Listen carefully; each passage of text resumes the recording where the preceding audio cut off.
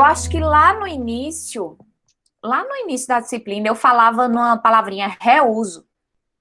E aí a gente vai fazer orientação a objetos por causa do reuso, e eu acho que não ficou muito claro para vocês o que é reuso. Reuso, diferente do que a gente imagina, não é copiar e colar, certo? Pegar o código da implementação do raiz quadrada, que alguém já criou, e colocar dentro do meu código. Não é isso. A gente pode usar uma função que foi implementada por outras pessoas, então tem funções que a gente usa, mas também tem bibliotecas que a gente dá o import. Ainda tem a opção de fazer reuso usando interface que a gente ainda vai estudar, certo?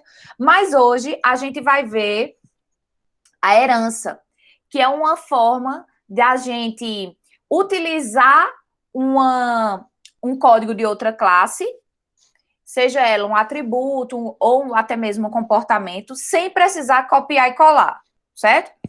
Então, a gente vai começar usando um exemplo simples de um sistema para armazenar o salário dos servidores do IFPB. Como é que a gente vai fazer isso? A gente tem, basicamente, bem a grosso modo, 4 classes. A classe pessoa, onde todas as pessoas têm nome e CPF. A classe aluno, que tem nome, CPF, matrícula e o curso. A classe professor, que tem nome, CPF, um login do SWAP, do CIAP, no caso é matrícula CIAP, tá errado aqui, e o array list de disciplinas que o professor está alocado. Tem ainda um coordenador que tem nome, CPF, a matrícula CIAP e o nome do curso que ele é coordenador, e, obviamente, os métodos get, sets, equals e toString. O que é que a gente enxerga nesse gráfico, nesse diagrama? Não é um diagrama, é um gráfico. A gente enxerga que as 4 classes, elas apresentam códigos exatamente iguais. Tanto na definição dos atributos nome e CPF, como nos métodos getNome, getCPF, setNome, setCPF, que eu nem destaquei aqui, e que eu resumi nesse gets e sets, gets e sets, gets e sets. Então, a gente tem 4 classes com código igual. Toda vez quando vocês encontrarem código igual, meu professor muito inteligente, ele sempre falava um termo que é o código cheira a uma coisa estranha. Se você está programando, criando classes, ou está criando um main e tem vários códigos iguais, vários trechos de códigos iguais, tem alguma coisa estranha. A gente tem que fazer alguma coisa para melhorar isso. Ter código igual, dessa forma que está, não é uma boa prática de programação. O que é que a gente vai fazer? A gente vai criar uma classe, no caso, a classe pessoa, vai colocar aqui tudo o que é de comum, tanto de coordenador como de professor e de aluno, e a gente vai considerar que aluno é uma pessoa, professor é uma pessoa e coordenador é uma pessoa. Essa setinha aqui, gente, com esse triângulozinho assim aberto, sem ser pretinho, ele representa a herança. Então, aqui a gente está dizendo que aluno, professor e coordenador herdam esses atributos e esses métodos da classe pessoa. Só que mesmo depois de eu fazer isso, eu continuo encontrando código igual. Professor e coordenador tem matrícula CIAP e matrícula CIAP. Eu deveria também, além da classe pessoa, criar outra classe para concentrar o código em comum, e aí coordenador, ele é um servidor e, aliás, coordenador é um servidor e professor, ele é um servidor. Eu troquei aqui os quadradinhos e coloquei a frase embaixo trocada. Então, a gente tem aluno, ele é uma pessoa, coordenador e professor é um servidor. E servidor é uma pessoa. Aluno, ele não herda nada de servidor porque não tem nenhuma característica de servidor. Ele não é um servidor.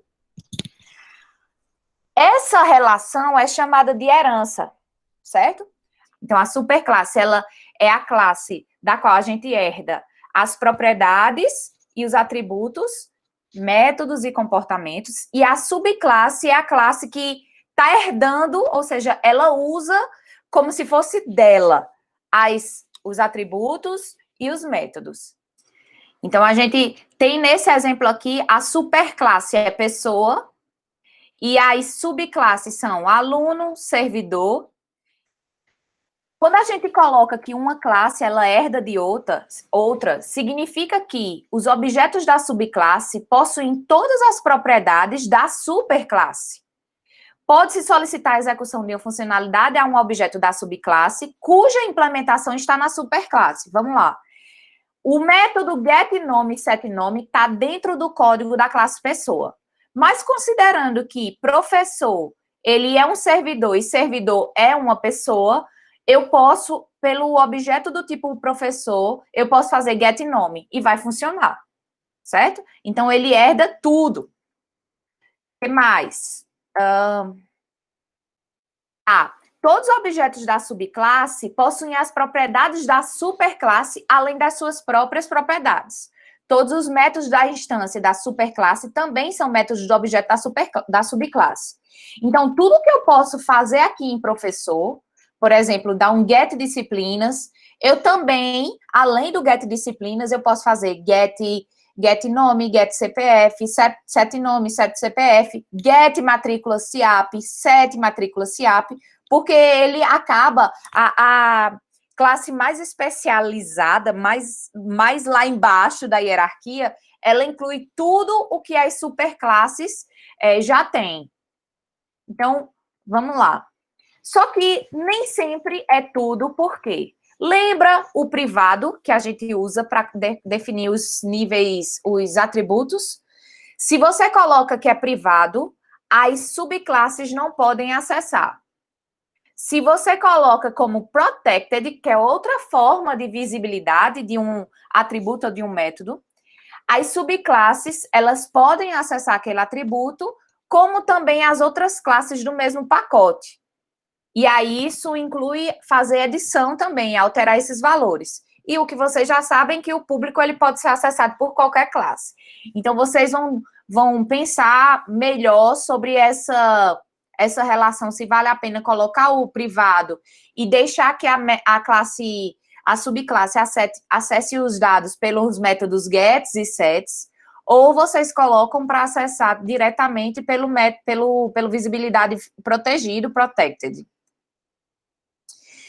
Uma coisa extremamente importante é que em Java não permite herança múltipla. Isso quer dizer que esse gráfico a gente não consegue representar em Java. A gente não consegue dizer que sapo, ele é um animal terrestre e ele é um animal aquático. E aí vocês vão ter que, depois, a gente vai ver como é que vai fazer para representar essa relação, certo? Então, isso aqui não existe em Java. Não existe herança múltipla de Java. Mas sapo pode ser aquático, que é um animal. O que ele não pode é essa parte aqui, ser terrestre e ser aquático. Aí tem um conceito que vocês vão ver muito, um termo em inglês, que é aqui, ó, override, que é quando você implementa um método que já existia na superclasse. Ele tem a mesma assinatura, ou seja, tem o mesmo tipo de retorno, tem a mesma visibilidade, tem os mesmos parâmetros, e aí você altera o código na subclasse. Vamos supor, a classe pessoa, a superclasse pessoa, ela tem um método lá, getCPF, que ela só retorna o CPF do jeito que foi lido. Você pode colocar na subclasse professor uma forma editada diferente do método getCPF, certo? Então, isso aí a gente está sobrescrevendo, dando override no método da superclasse. A gente pode também acessar os dados que estão lá na superclasse através da palavrinha reservada super. Isso tudo a gente vai ver em formato de código, tá, gente? Todos os métodos que a gente... Novidade para a gente, recentemente, que é o método toString e o método equals, a gente está dando override. A gente está criando uma forma diferente de implementar esses métodos que já existem. Vocês viram agora, então eu posso contar um segredo, que tudo o que a gente faz é do tipo object. É como se existisse uma super, super mega classe lá em cima, e todas as classes que a gente está criando, ela é do tipo object. Isso também está no roteiro, viu, Vitor? É importante demais que vocês leiam a parte do texto do roteiro e não assistam só as videoaulas, tá? Nem olhem só os slides, porque lá no roteiro eu detalho bem direitinho cada um desses pontos. Então, a gente pode fazer a alteração de um método da superclasse, e a gente pode também acessar coisas da superclasse usando a palavrinha reservada super. Nesse contexto daquele sisteminha de guardar o salário dos servidores e dos alunos do IFPB, faz sentido existir um objeto do tipo pessoa ou um objeto do tipo servidor?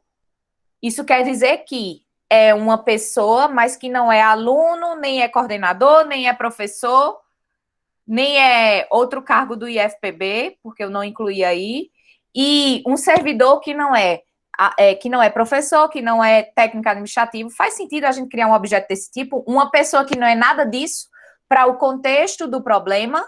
O contexto do nosso problema é o salário do IFPB. É o aluno bolsista, é o professor, é o técnico. Não faz, não é isso? Então, essas classes, pessoa e servidor, elas podem ser um tipo de classe que a gente chama de classe abstrata.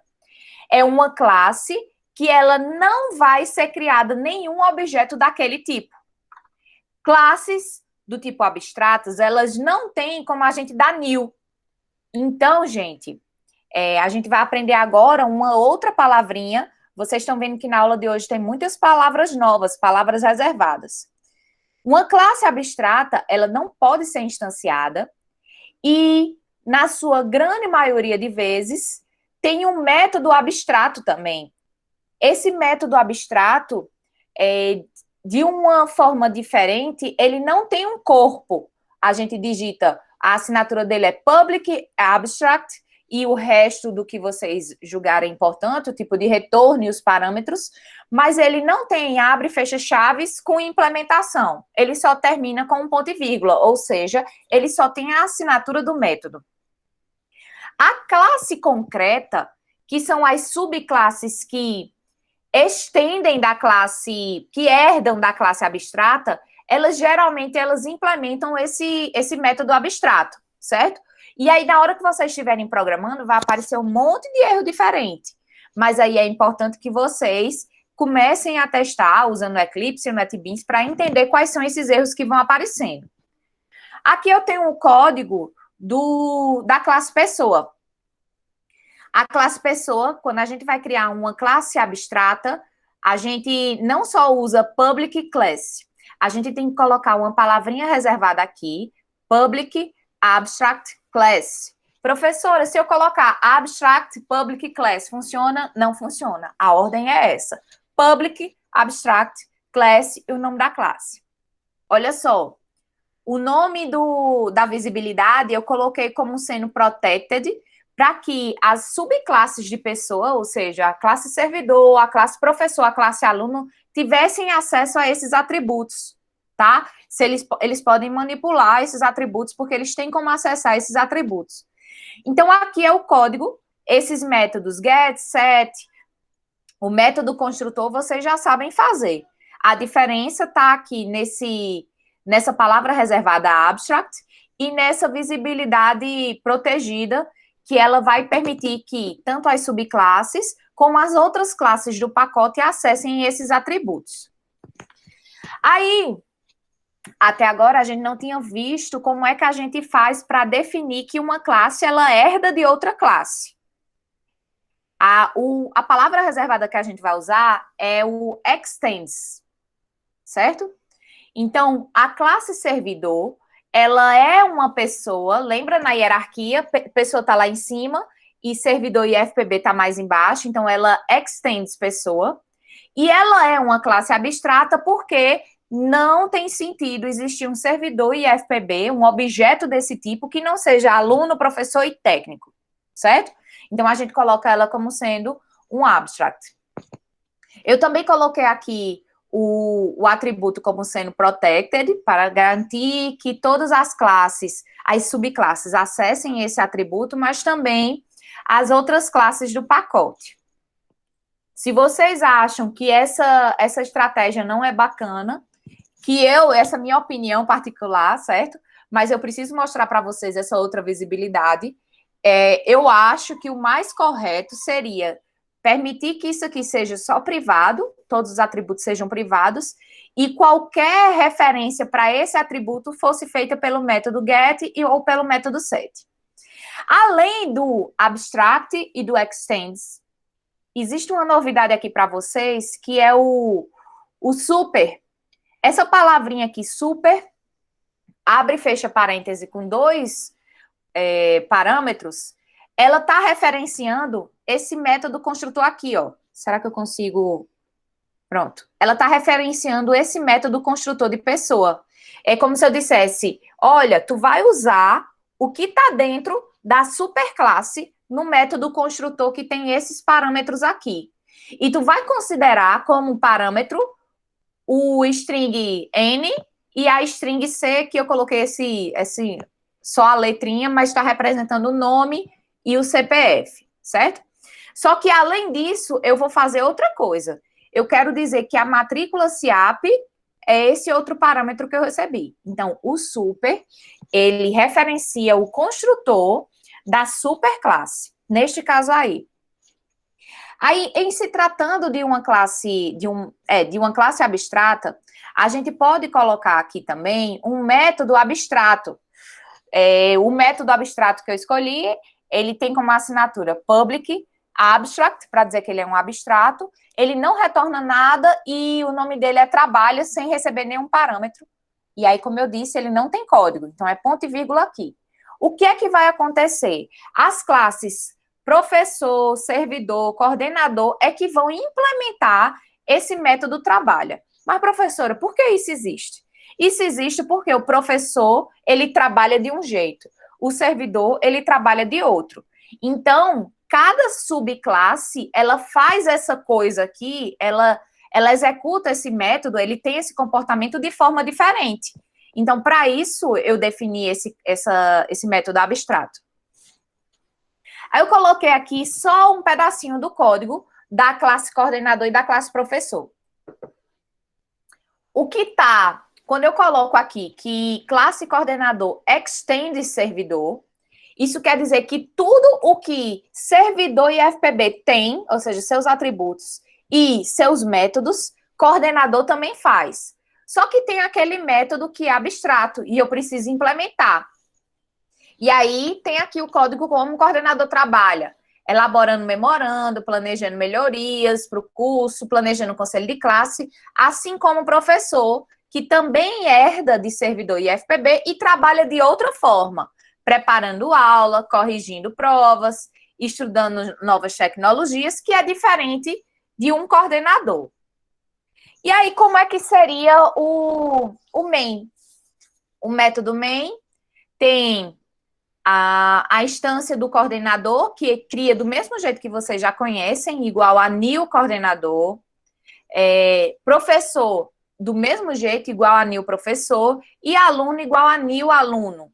Não existe, como eu disse, não existe a possibilidade da gente fazer new nas classes abstratas. Então, a gente só pode instanciar, ou seja, só pode dar o new nas classes que são concretas.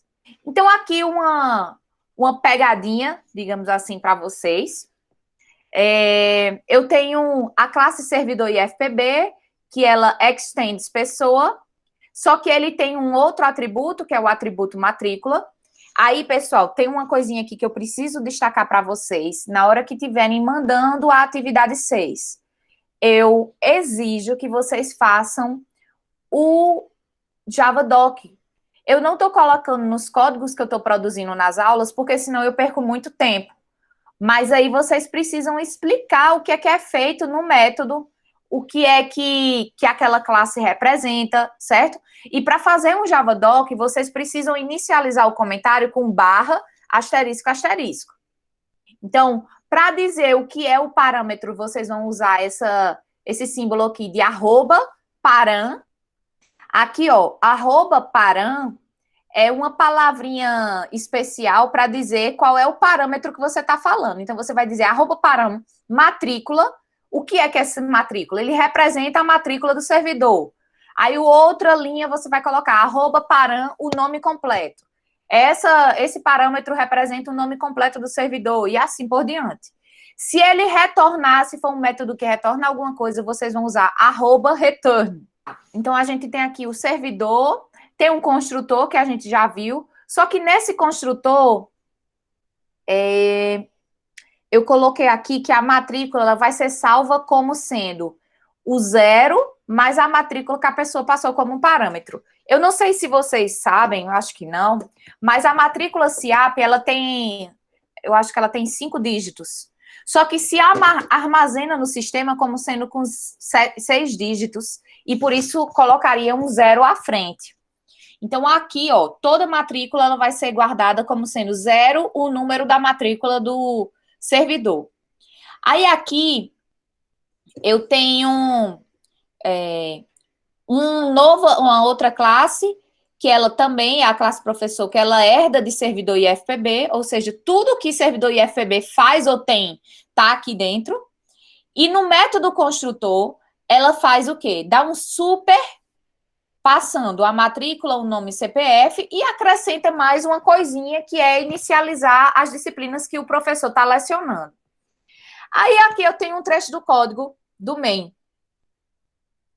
Eu crio uma professora e aí eu queria saber de vocês o que é que será impresso aqui em getMatrícula. Tudo o que foi feito na superclasse, ou seja, servidor IFPB, professor faz também.